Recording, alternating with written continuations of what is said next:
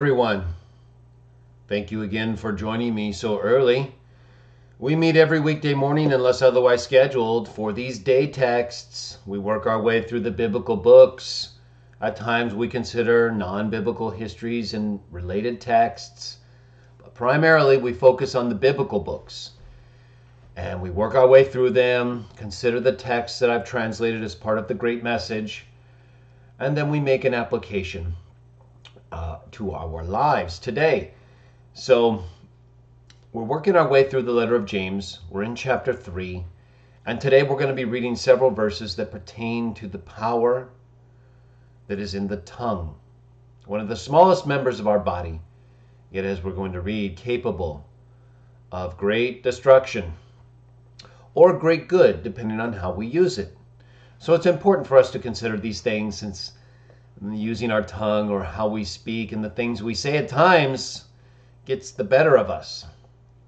But by reminding ourselves of the things that we believe and that others who believe like us did and taught, we can be better able to deal with difficult moments where we might do something wrong if we're not careful.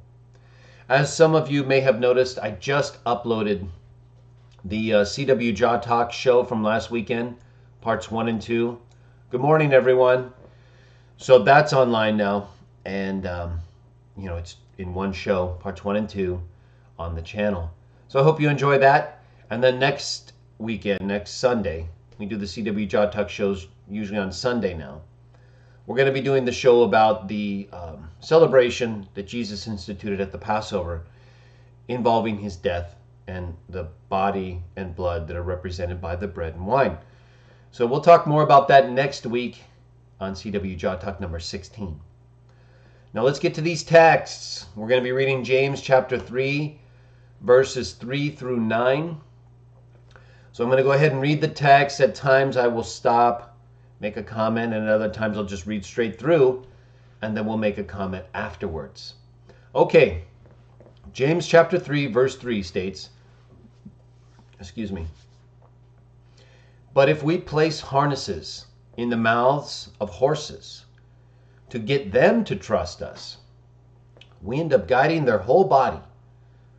Verse 4, "Look also at the ships, which are so great, and by strong winds they are driven. Yet the ship itself is guided by a tiny rudder, according to wherever it is that the one controlling the ship intends for it to go." Verse 5, "In the same way, the tongue is a small part of the body, yet it makes great claims. Consider carefully just how small of a fire can set ablaze such a large forest. Indeed, the tongue is a fire," verse 6, "among your body parts.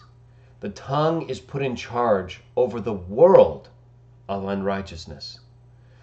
The tongue pollutes the entire body, and it sets the cycle of life on fire from birth, as it too is set on fire by gehenna, or the place of total destruction."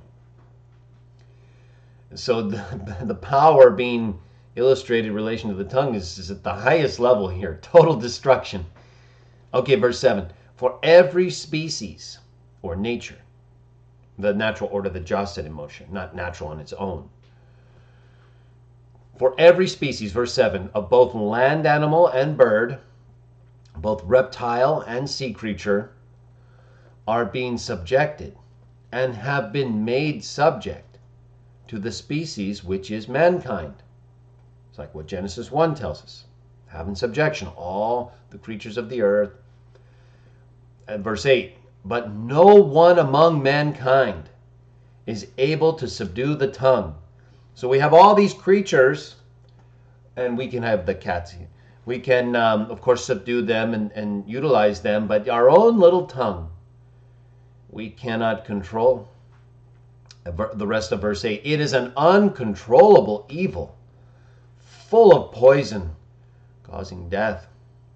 Verse 9, "With it we are blessing the Lord and the Father, And with it, we are cursing humans who have come to be in the likeness of God. And that's the real unfortunate part of all of this, isn't it? That the very same tool we use to bless Jah, we have to use, or we end up using, to curse those made in Jah's image. I talked about this on my last open session show when I was discussing racism, and how really racism is anti-Jahism, because you end up hating or disliking another image of Jah that he made and gave his qualities to in ways that are only in small ways different from other humans that are a little bit different. In other words, we all have differences, but they're minor or relative to our overall humanity and image of Jah. So they're not the kind of differences that should make us dislike others or feel too competitive. They're small, they're slight. They're made to show that we're different in good ways because we're made in Jah's image. Yet we turn that around today anyway because of our sinfulness, and we dislike people, we put them down because of how they look, we call them different color names, totally incorrect, deculturalize everybody. It's very sad. And so I encourage you not to play this game with people. Don't play it. Even on forums where they ask you, what's your ethnicity and race, you'll notice they'll list a whole bunch of actual ethnicities, and then they'll put white, or black. That's not an ethnicity. That's deculturalizing you. That's taking away your culture. And they're doing it on purpose for various reasons. So be careful. And don't fall victim to this kind of black and white or brown or whatever color scheme. It's designed to divide us. It's designed to set us against each other. The very opposite of what Jah made us to do, which is to love each other and to build up humanity in ways that praise him, not that end up cursing him with the very tongue that he gave us. So we all know at times when we can get upset, like recently. I had some issues with people, very personal issues. And so there's somewhat of a righteous indignation that happens when people attack you personally, or they attack your family, or they try to use you for their own benefit without telling you what they're doing because they're selfish. And so then this creates anger, and when you're threatened or you have things happen, it can really lead to a big problem. And then you get going with the tongue, and then it's like, okay. So, the things that we can do with our tongue are amazing. But if we're not careful, we can destroy far more than we can build. So it is wise for James to have included this section here, because he must have been experiencing all kinds of different things from Christians and others who were trying, and they were probably demonstrating some faith, but then somehow they got set off by the tongue and started to destroy things. Oh, it can happen. We all know this. So be careful. We can always apologize, right? Even sometimes though we say things and we don't mean them. Sometimes we say bad things, we get upset, we do mean them. But they've been buried underneath all of this emotion, and we haven't been able to let them out because the right circumstance hasn't come. Then all of a sudden things start happening. Boom, it comes out, and it's not really the way you wanted it, or maybe it is the way it is, and people just didn't expect it because they weren't thinking of the consequences, right? Sometimes people don't think of the consequences, and they do things, and they set other people off, and then they don't realize what they just unleashed, like a giant fire, right? Just like it says right here, can destroy everything. So we need to be careful. We just can't go around recklessly saying things or doing things. And even when we don't recklessly do them, right? Like with me recently. I was responding to a threat. A real threat. One that's affected my family and my livelihood and my praise of Jah for many years. So it's not like I overreacted. That was the reaction I wanted to give.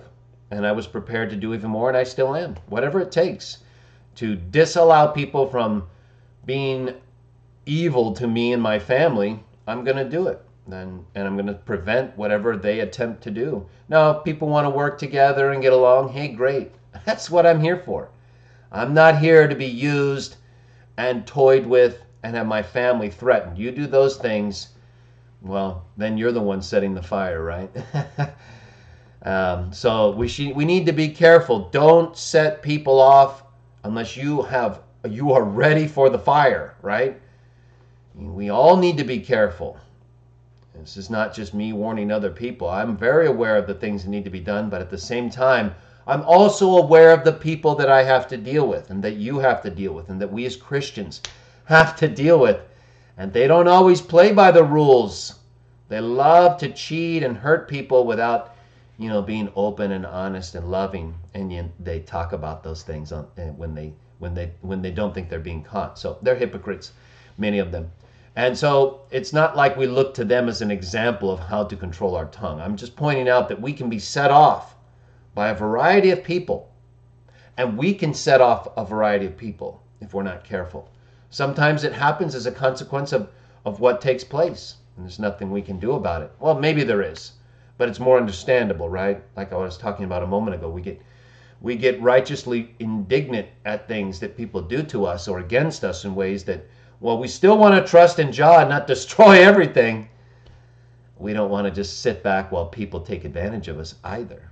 So we get caught in this, we're on this fine line, walking this fine line sometimes of not letting people take advantage of us and damage our family, and also trying not to destroy everything, right? We get caught trying to maintain this balance because we have to work with everybody, even people who don't like us at times. So it's not easy.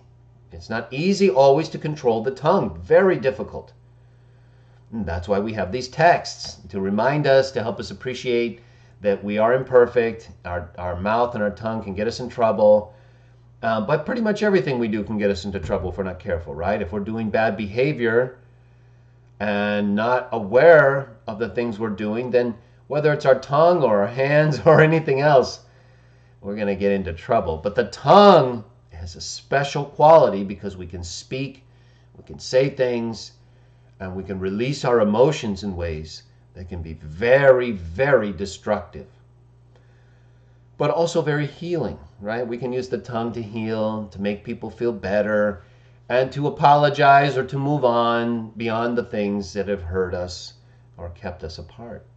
So we never want to just look at it in a negative way and then descend into this depth of darkness that we cannot recover from.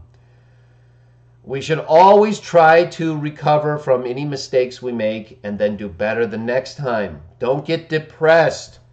Do not get ongoingly down on yourself because you did something dumb or even retarded at times. Sometimes I use those words. But that's because they're excessive in the ways that they demonstrate what we shouldn't do, right? If we're doing something retarded, we're really going backwards, right? We're going backwards against what we know is right, and it's like we're retarding our growth. That's what I mean by the use of that word. So try to watch yourself, try to watch your tongue. I will do the same. We're all in the same boat here. This isn't like, we may have more or less abilities in some respects, but we're all trying to control this little teeny tiny member, and it's very difficult. So we shouldn't think that it's always going to be perfect. We can make mistakes. Try not to apologize and get control of that little tongue if you can before it starts a great big fire. Okay, so that's some good stuff for us to consider. We'll be reviewing more of James tomorrow as we work our way through the 3rd chapter. And as I mentioned at the start of the show, I have the CW Jaw Talk number 15, both parts in one video online now. So you can take a look at that. And then I'm still working on a few other things. I just didn't get to put them up yesterday because I was working on the CW Jaw Talk show. So now that I have that all done, I'll focus on a few other things, keep busy with some good work, and I hope you all will do the same. And I look forward to seeing you tomorrow for another day text.